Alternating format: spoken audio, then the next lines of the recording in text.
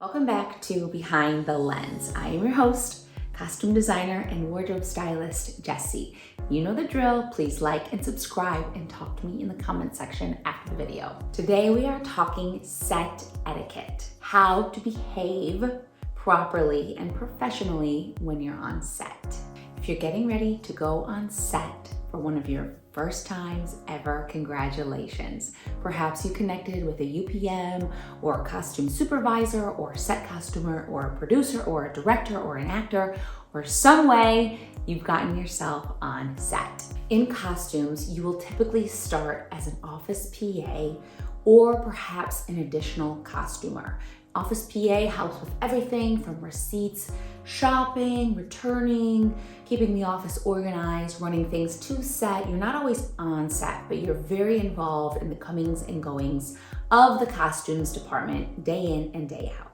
Additional set costumers help with background, usually. Sometimes day players, if the set costumers have too many principals that day. Principals are the main actors of the movie. The biggest piece before you get on set is the call sheet. The call sheet is the Bible of everything that is happening on set that day. Always read the call sheet very closely before getting to set. Where's base camp? Base camp is kind of where everybody is stationed. Where's set? Where do you park? What time should you arrive? There's always a general call time. That's for everybody. But typically costumes arrives early, which is called a pre-call.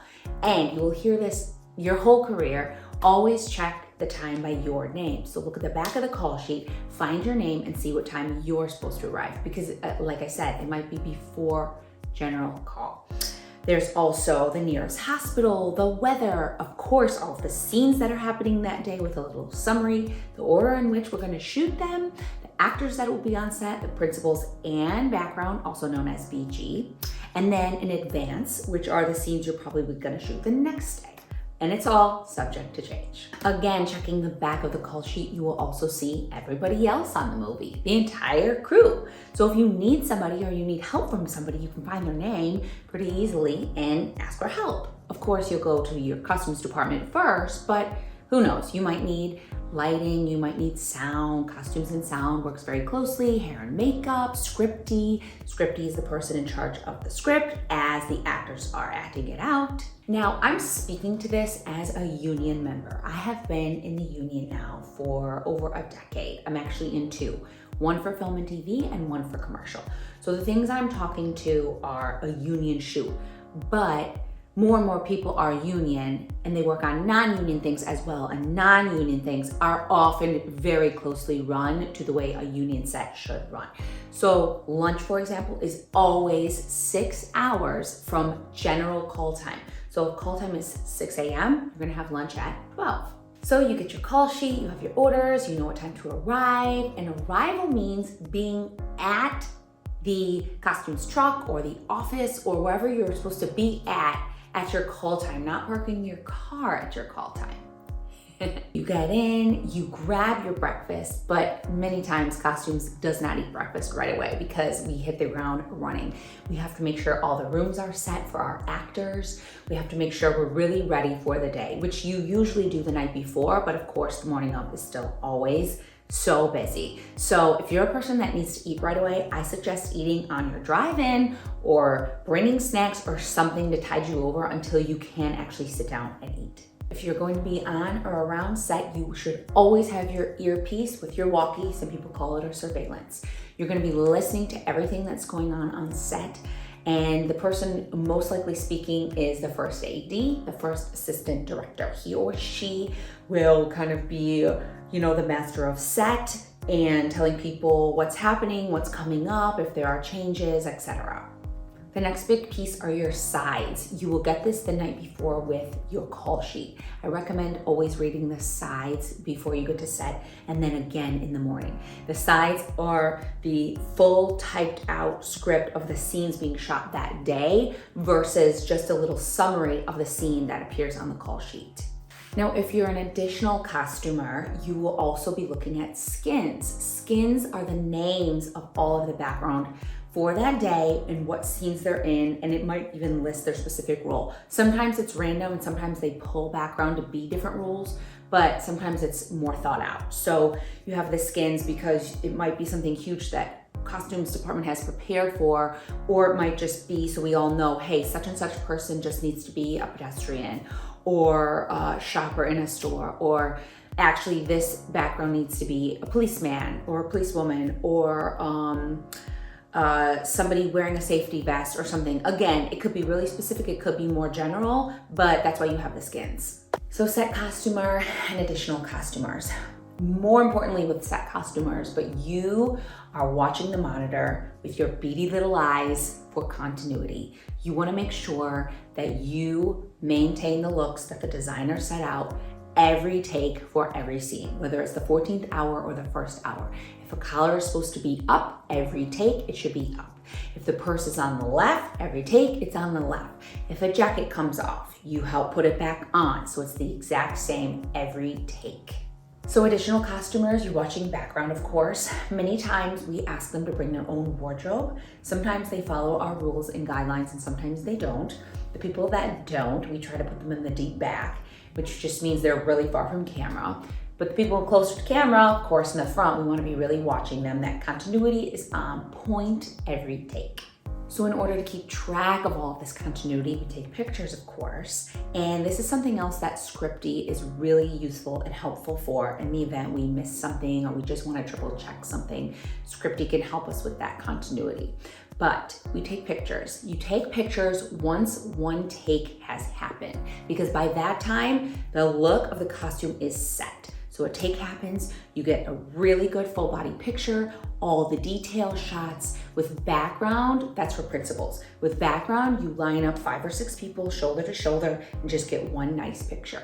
Principals, details, front, back, side, where's a purse hanging, where's a coat hanging, how is it buttoned, how high, how low, blazer, open or shut, like you're really going for details. So make sure the picture is clear in as best of lighting as you can. If you have to use flash, just warn everybody, flashing, take the picture. But pictures, pictures, pictures. Then the next big piece is to mark it up.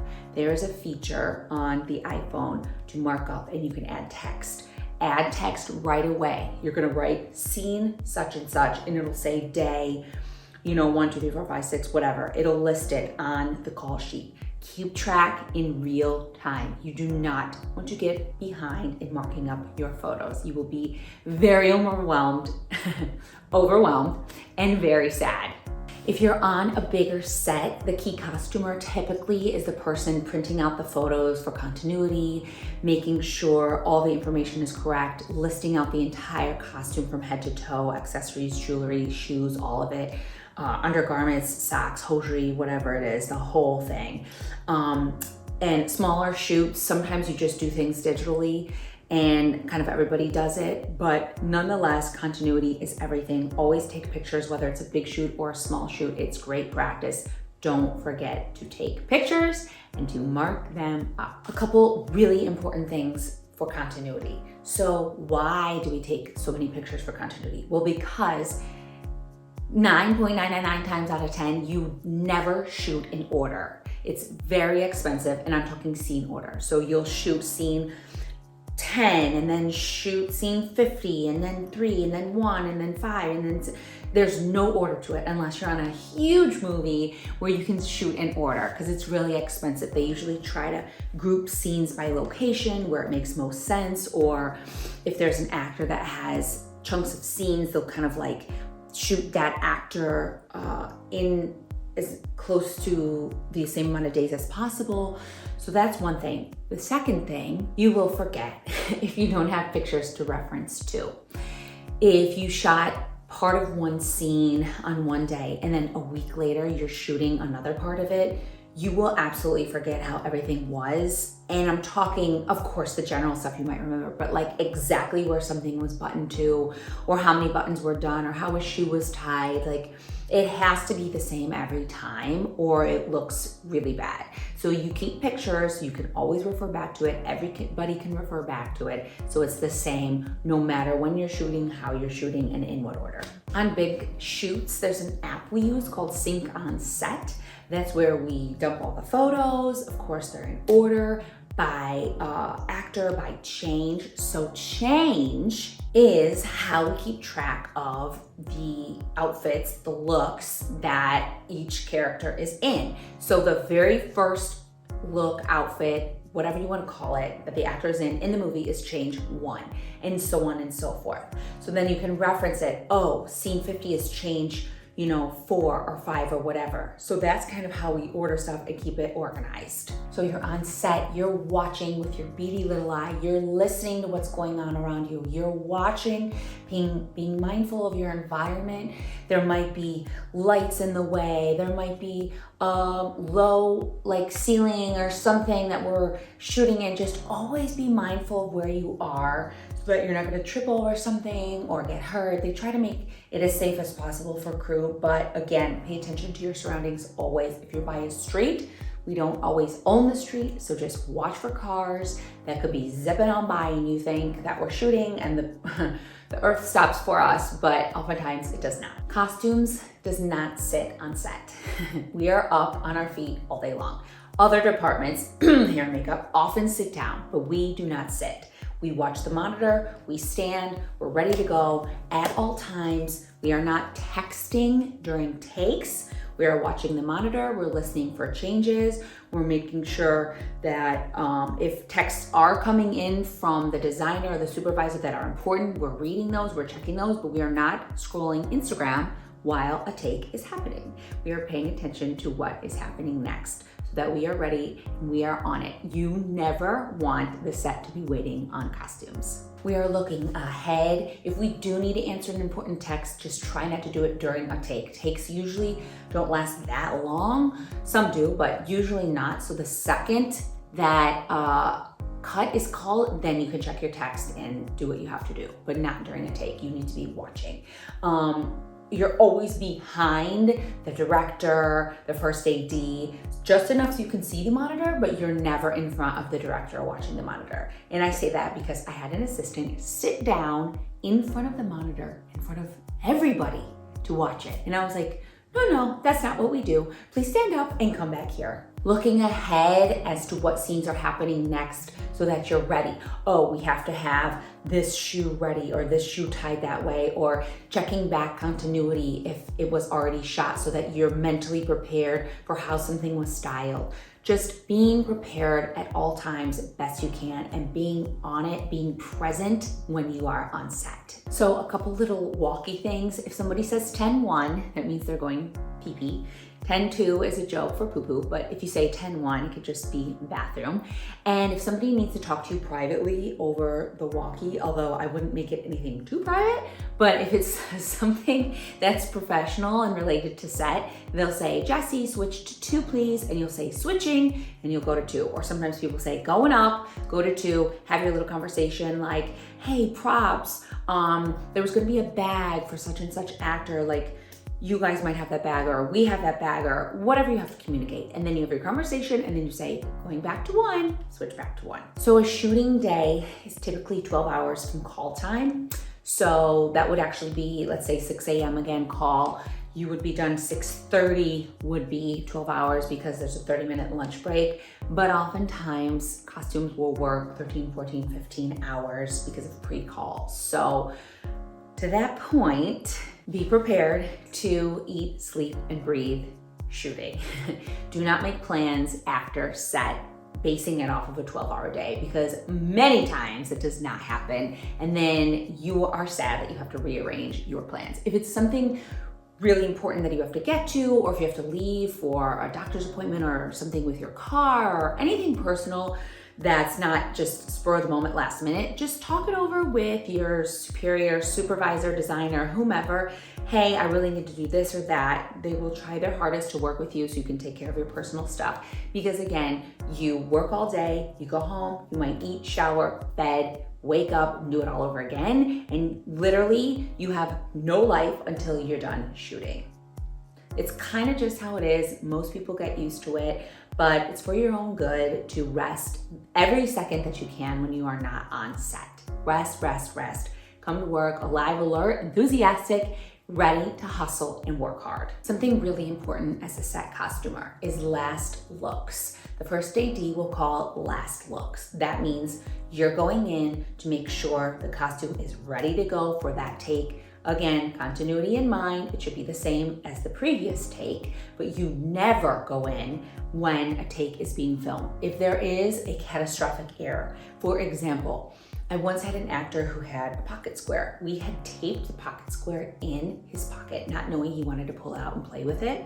During the take, he was like, futzing with it. Well, because it looked bad, they weren't gonna use that take anyway, but he finally got it out and there was a tag hanging off of it. So I'm looking at the first AD kind of being like, should I go in and fix it? Are you guys seeing what I'm seeing? Are we just not gonna use this take or what's happening? Go to the first AD first. Never, ever, ever go in during a take to fix something. And if it is really bad, ask the first AD first. Say, or if it's not that big of a shoot, if it's just, you can go right to the director and say, hey, are you seeing what I'm seeing?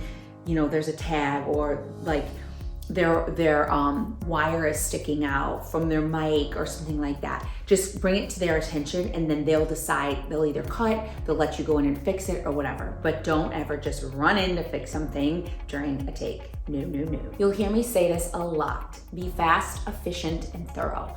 Those are the 3 best words I can use to describe how to succeed, thrive as a wardrobe stylist, costume designer, set costumer, work your way up to a costume designer. That's what people want to see, always. That's how you get called back for more and more jobs. That's how you move up. People want to see someone who cares, someone who's passionate, and someone who's just always on it. Treat it like it's your movie, like you're the designer and you care that much about the costumes being amazing, because one day when you are the designer, you'll remember as a set costumer how much you cared, and then you want the person costuming for you to care. So in part 2 of this video about set etiquette, I want to talk about being a PA in the costumes department. That's typically where many people start, production assistant. And you'll start in the office helping with, again, receipts, returns, keeping things organized or sorted. If you have a big background budget, you have to tag those pieces, wash them, hang them, again, keep them organized. You may run things back and forth to set. I guess all in, I would say just be Johnny on the spot, always asking for the next task, always being on it, showing that you care, showing that you want to be there. That's how you'll learn and you'll move up. That does it for another episode of Behind the Lens. See you next time. Have fun on set.